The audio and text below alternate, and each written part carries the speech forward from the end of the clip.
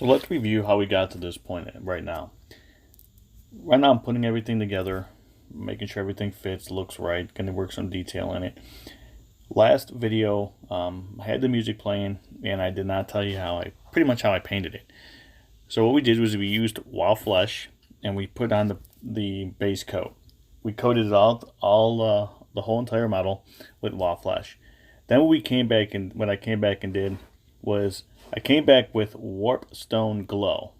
And what I did with the Warpstone Glow is it was a very thin layer, and all I did was hit the raised surfaces. I didn't get into the cracks. I kind of used like a technique where all you do is just hit the raised surfaces. I didn't get really detailed into it. Like I didn't get underneath his arm or underneath the side. I just wanted to bring out the brightness of the light that was reflecting off of the armor. I wanted to make sure that I had the brightness of the armor come out. Then, after I did that, I went and used Niblet Green. And it's a dry paint, and actually I basically just dry brushed it on. I just hit the surface, like if around his knee pad, around his shoulder pads, around his collar. I just around his plates on his thighs. I just hit that with the Niblet Green, and I wanted to make sure that I just highlighted that a little bit more. And I did put just a small little touch of Moot Green, which I don't have on the video, Moot Green, just around the collar and just on the boots, the toes of the boots, just to give it a little extra pop as the light reflects off of it. Now what I'm doing here is I'm going in and doing all the trim. I'm doing all the trim in easy for me to say, Retribute. You'll see it on the screen here. Armor. It's a gold armor. I'm doing it all. Doing all the trim around the hammer. I did all the trim around his knee pads, shoulder pads, the emblem, the Salamanders emblem on his cloak, to hold the cloak in place. I also did it on his belt buckle and around some of the tools that he has. So that's what I'm doing with here. I'm highlighting that. I'm going to go in and now use the lead belcher, and I'm going to go in and I'm going to touch up the hammer. I'm going to actually do some work around the gun, a little bit more detail with the lead belcher. I want to make sure that I get some of the details to pop. And so that's where we are now. Kind of caught you up, a little bit of a review. We'll kind of go through the process more, but as of right now, you're caught up. Now let's talk about Nocturne's hammer, Captain Adrax Agatone. He is captain of the 3rd Company Pyroclasts, which is actually a really cool name for the 3rd Company, especially some that come from Nocturne, which is a volcano world. Pyroclastic is actually a pyroclastic flow, if you really think about this, is a fast-moving current of hot gases and volcanic stuff, matter, and it moves away from the volcano. Average speed about 62 miles per hour, can reach up to 450 miles per hour. It's pretty intense, pretty devastating as it goes through and just crushes and destroys things. So the idea of the pyroclasts as a Salamanders company is actually pretty cool. But I digress. Let's get back to Nocturne's hammer, Captain Adrax Agatone. So basically, this guy is supposed to be the closest gene sire in Salamanders sent to Vulcan in centuries. He's really stable, and it says that a lot of the other Salamander captains, when they start to get worried or they start to teeter or to get a little bit of alarmed, Adrax is just pretty calm and steady. He's still pretty ferocious in his pursuit of his foes. He's also a very skilled craftsman, like a lot of Vulcan's sons. He's just a pretty cool dude. He will take on the Pyroclast basically, and we'll get into this in the next video. But what Adrax will do is he'll round up his company and he'll go and take on the any enemy. He'll go deep into subterranean hives and just burn out even the most deepest and rooted things. He lives by a simple creed. And that creed I will actually get to after the community corner.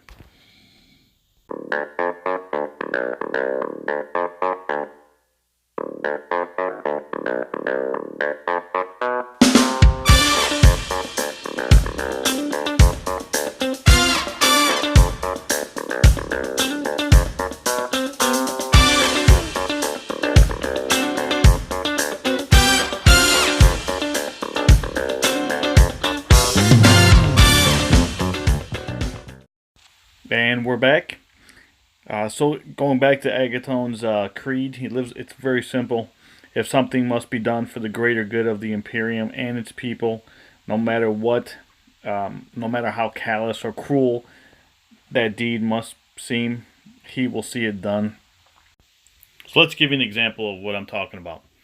So let's say some Gene Stealer cult gets into a world and just completely takes over this world and takes over the subconscious of all the inhabitants, and even if it's even the human inhabitants, and turns them into cultists, and they're just victims of the Gene Stealer cult.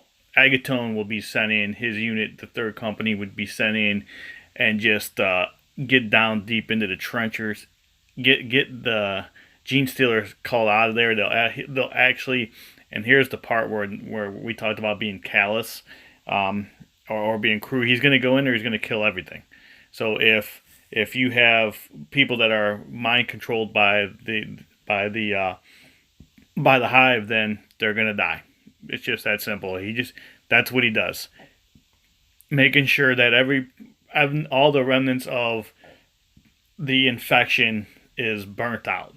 That's what his job is. So he's a bad dude, man. Their company, the Pyro Classic, bad dudes. Let's get to him on the tabletop real quick. I haven't had a chance to play Salamanders at all at the tabletop. I don't have enough of the army. However, let's take a look at this. So, Agatone has a 6-inch movement, weapon skill, ballistic skill of 2+, strength 4, toughness 4, 6 wounds, 5 attacks, leadership of 9, has a 2-up save, which is pretty standard for captains. He has the Angel of Death keyword, which we know what that is, combat doctrines and all that stuff. His weapons, he has the Adrax, which is handmade, his gun. It's assault D6, strength 4, -1 AP, 1 damage. And you don't have to roll for hit rolls on this. It automatically hits. Then, so automatically hits. That's pretty nice when you get within 12 inches of them. The Malleus of Nocturne, which is his melee weapon, which is his axe. Again, he forged, like all the Salamanders do. It's 2 times strength, -3, 4 AP, but you do have to add 1 to the hit roll. So instead of hitting on 2s, he will be hitting on 3s.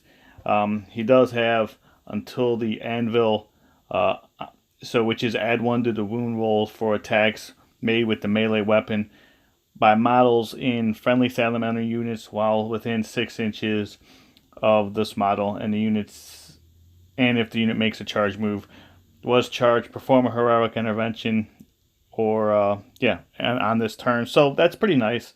So you get to add 1 to the wound roll. I'm pretty sure. I think Blood Angels might have something like that with the Black Rage, but that's a pretty nice in close combat.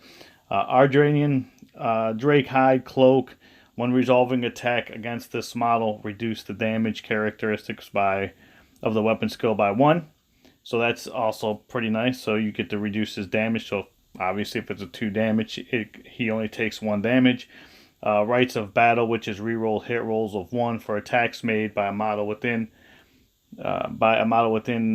friendly Salamander unit while they're within 6 inches of the model. So they get to reroll 1s. He has Iron Halo, which gives him the 4-up invuln. So he basically has a lot of the standard captain stuff, rerolls. The -1, the add 1 to the wound roll is pretty nice. Again, I have not got to see him on the tabletop. I do want to go over that fire that you're seeing right now. I showed a little bit on it. I hit Evil Sun's red, made the flames on that. It's all done freehand. Made the flames. Then I used Then I used Fire Dragon Bright, which I kind of just overlapped a little bit on the Fire Dragon Bright. Then came in and went down a little bit with Real Yellow, and then highlighted it with the Vallejo. It's called Moon Yellow. So it's not all done in Citadel colors. But yeah, so that's him on the tabletop. I have not got to use him. He's 140 points. It could be worth 140 points if you bring the right units around it. Probably gonna, when I do play him, I'll play him with some aggressors, maybe my Centurions, maybe put a unit around them of just kind of just shielding a little bit with some just some tag troops. But I don't know. Like I said, I didn't get to use them. So thanks for watching this video. What's coming up now is the finished product. Thank you. Peace out.